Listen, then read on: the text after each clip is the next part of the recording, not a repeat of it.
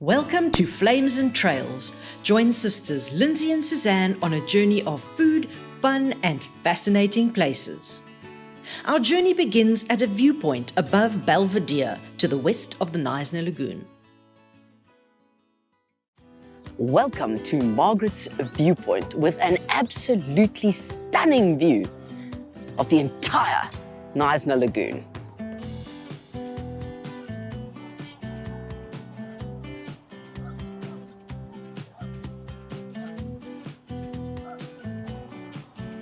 It's so awesome exploring your local area.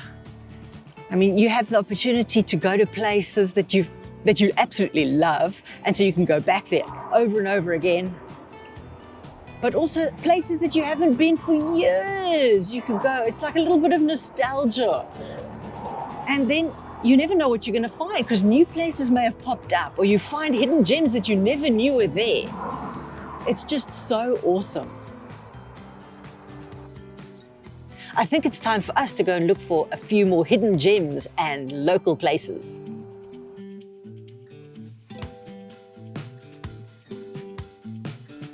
As we enter the village of Belvedere, the road takes us to the little stone church that stands as a quiet sentinel of the village's heritage. The Holy Trinity Anglican Church, built from local sandstone, is a Norman-style design and was built from plans drawn up by Sophie Gray, the wife of the first Bishop of Cape Town, who later consecrated the church in 1855. One of the few churches still open for viewing outside of service times, it invites us to step inside and experience a moment of stillness. Pause as thou enter, traveller, and bethink thee, how holy yet how home-like is this place. Time that thou spentest humbly here shall link thee with men unknown who once were of thy race. This is thy Father's house. To him address thee, whom here his children worship face to face.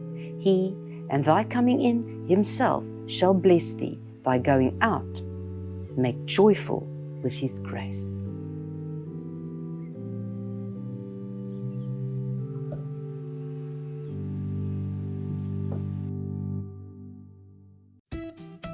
Leaving the serene embrace of the little stone church behind, we soon find ourselves surrounded by the lush green fields of Charlesford Farm, where we head to their deli and butchery.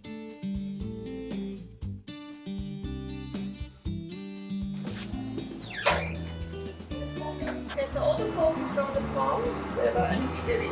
So we make all the sausages, the burgers are really popular. The pork and apple is the best seller of all times. I think let's try some of the pork and apple. Yeah. That sounds nice. Pork fillet? We can cut up into some pork fillet. Yes. Here, have a nice day. Thank you very much. Well, that was awesome. We got some really, really good meat to braai tonight. Now we just have to find a few things to go with it. Maybe a good cheese, something chili-like maybe, I don't know. Yes. As we leave the farm, we turn onto Phantom Pass, the first of the 7 passes between Knysna and George. The 7.4 kilometre gravel pass ascends from the Knysna River to the Reenendal Road, where we take a left and head on towards Buffalo Bay.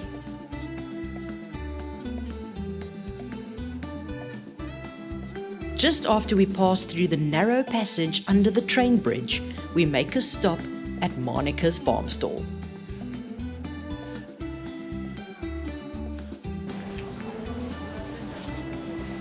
Morning. Morning. Lemon meringue and carrot. Look, the carrot cakes look nice. Oh wow, that looks very nice. Should we try the cheese? Local cheese. Yes, It's made right here. Yes.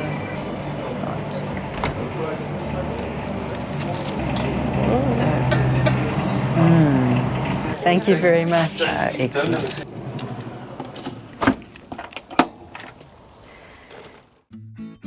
We continue to Buffalo Bay, a small holiday village on the garden route.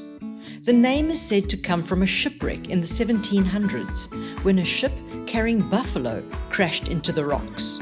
Or that's the story anyway. We're here for the simple pleasure of going to walk on the beach. As we stroll along the shoreline, the waves roll in, and for a moment, time seems to stand still. Each step reveals a new treasure left behind by the tides. The ocean on a sunny day is mesmerizing, and one could stay here for hours, but we can't linger too long. Coffee and lemon meringue await. As we leave the beach behind, we're heading to a beautiful picnic spot, one that we haven't been to for years. We arrive at Jubilee Creek, tucked away in the heart of the Millwood forest.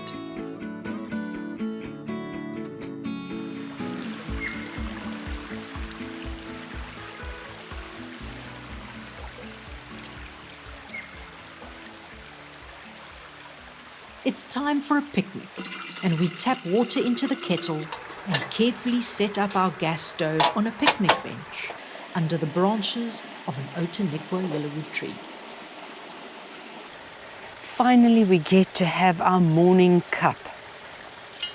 And it is an amazing place to have a cup of coffee here at Jubilee Creek.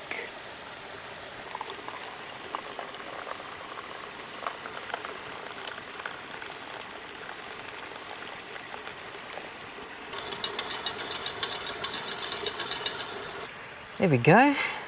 Oh, thank you. Nice cup of coffee. Lovely.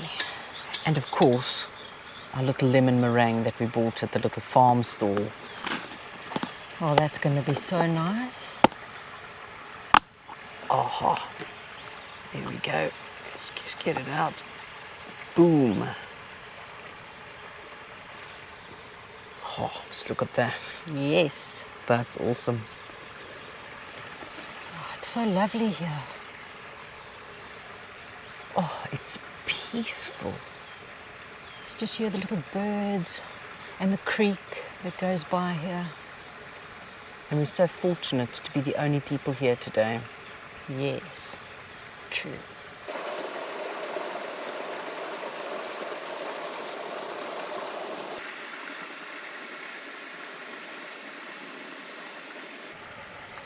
Now, this is what I was talking about this morning. You know, visiting places that you haven't been in forever.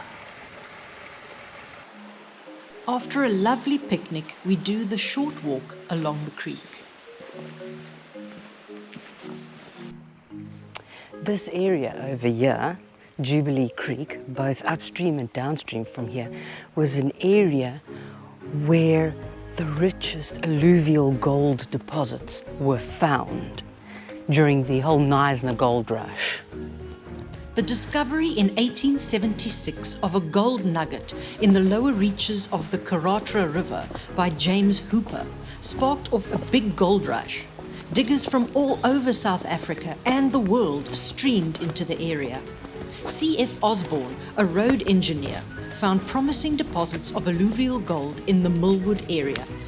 Apart from the alluvial gold, a gold reef was discovered in 1886.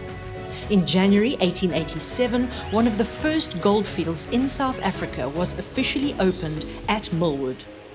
And in honor of Queen Victoria's Jubilee, this part of the river was named Victoria Jubilee Creek.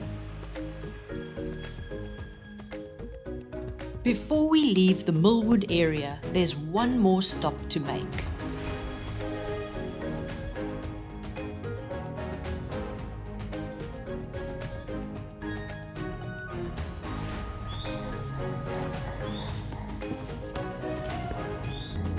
In memoriam, Dalene Matthee. Dalene often came to the Christianssenek, where she replenished her soul to write her stories about the forest, and is where she now rests. Dalene Matthee was a very prolific writer, and She authored quite a number of novels that were set within the Knysna forest relating to the history, particularly of the woodcutters. Some of them being, that's actually on the memorial plaque over here.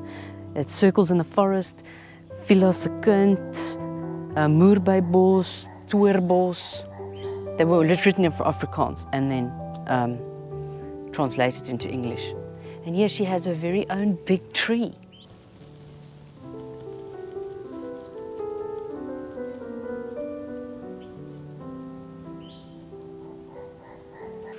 And so we leave this memorial to one of South Africa's literary giants.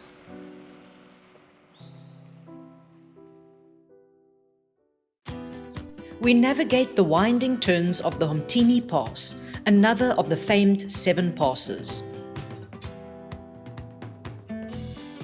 Crossing the Homtini River over the old bridge, we head up the other side of the valley and onward towards the slow town of Sedgefield.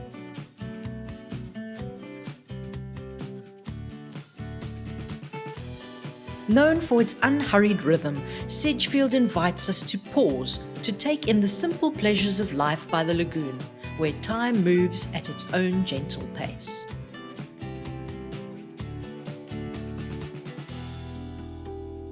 Arriving at Scarab Village Market, we wander through an area of local art and craftsmanship, from artisanal breads to craft beer. But we're after even more and head on to the Timberlake Village between Sedgefield and Wilderness. They have local wines, craft beer, local gin.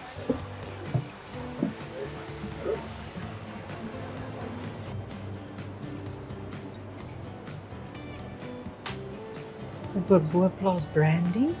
Oh wow, really? I didn't know they made brandy. It's a brandy, yeah. Would you like a wine for tonight with a braai? I think maybe we can take one, hey? This one. Okay. What do you think? Boerplaas cat. Thank you so much. Thank you. Thank you. Thank you very too. much. Bye.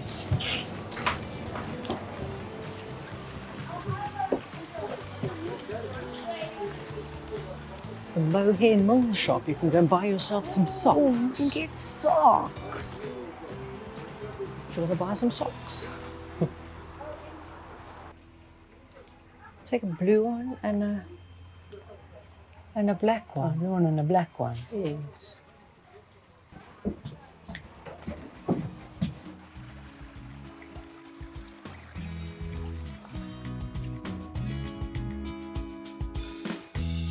As we drive along the winding road that skirts the lakes, the landscape opens up to reveal the calm waters of Island Lake, shimmering in the late afternoon sun.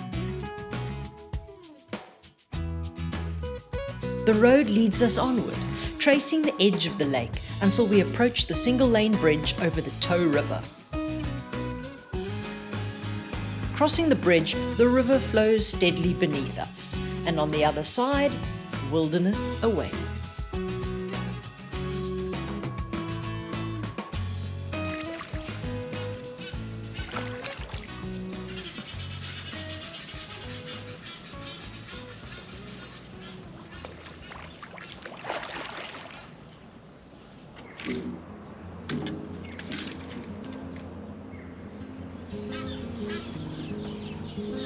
Oh, you brought us our wine we bought today. Yes. Some Boerplaas Cabernet Sauvignon. Oh, fantastic. There we go. Thank you. Shall I pour? Yes, thanks.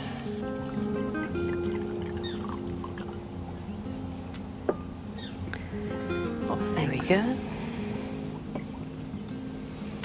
Here we are. Cheers to another good day. Lovely.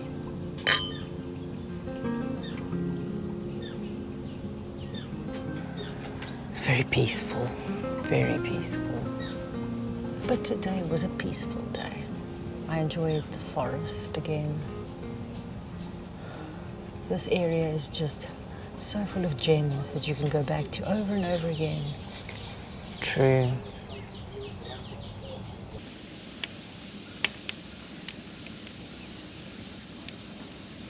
I'm just cutting our pork fillet into medallions so that we can put that on the braai. They may look small, but they're going to be delicious. Okay, it's time to braai now. Okay, the salted pork fillet.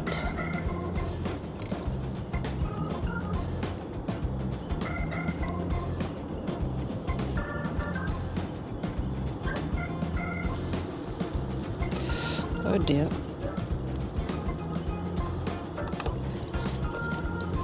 It's like little pork nuggets.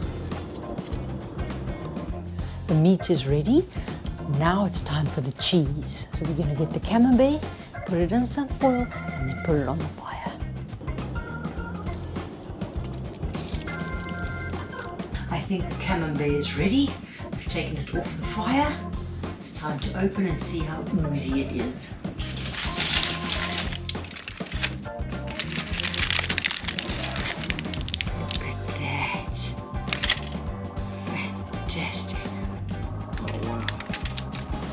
Now, for the final ingredient, some sweet chili sauce.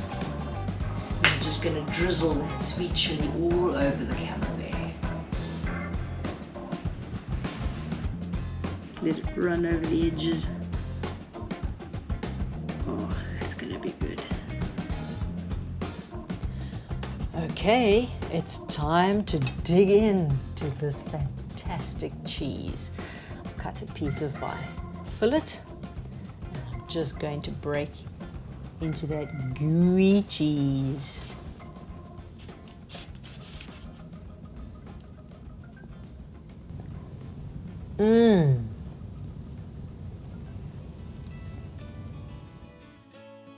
As the last embers of the fire crackle and fade, the journey of flames and trails draws to a close. From the first spark to the winding paths we've traversed, every moment has been an adventure, a story etched in the warmth of shared experiences.